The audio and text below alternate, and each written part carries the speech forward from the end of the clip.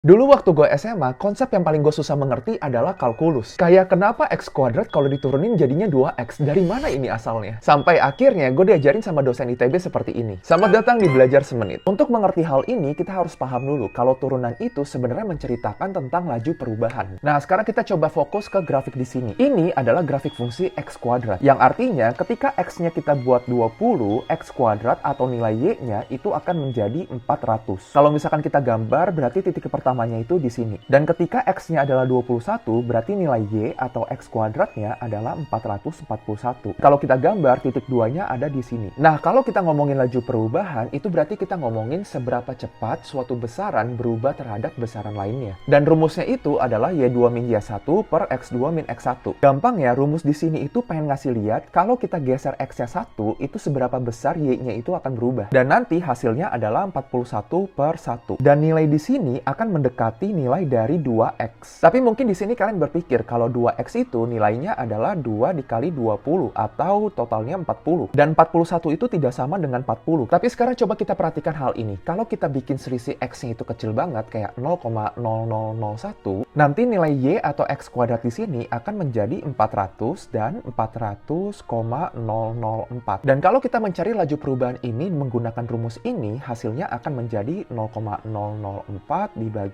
0,0001. Hasilnya itu akan menjadi 40. Nilai ini akan mendekati dengan nilai 2X atau 2 dikali 20 sama dengan 40. Jadi semakin kita membuat selisih X-nya itu sangat-sangat kecil, nilai dari laju perubahan ini akan semakin mendekati dengan nilai 2X di sini. Dan ketika kita membuat selisihnya itu sangat kecil hingga mendekati 0, itu artinya kita sedang menggunakan konsep limit, guys. Jadi kalau kalian melihat simbol seperti ini tuh artinya limit selisih mendekati 0. Dan itulah kenapa kalau kita ngomongin turunan, itu tidak bisa kita pisahkan dari limit. Oke, jadi gitu dulu teman-teman. And now, you know.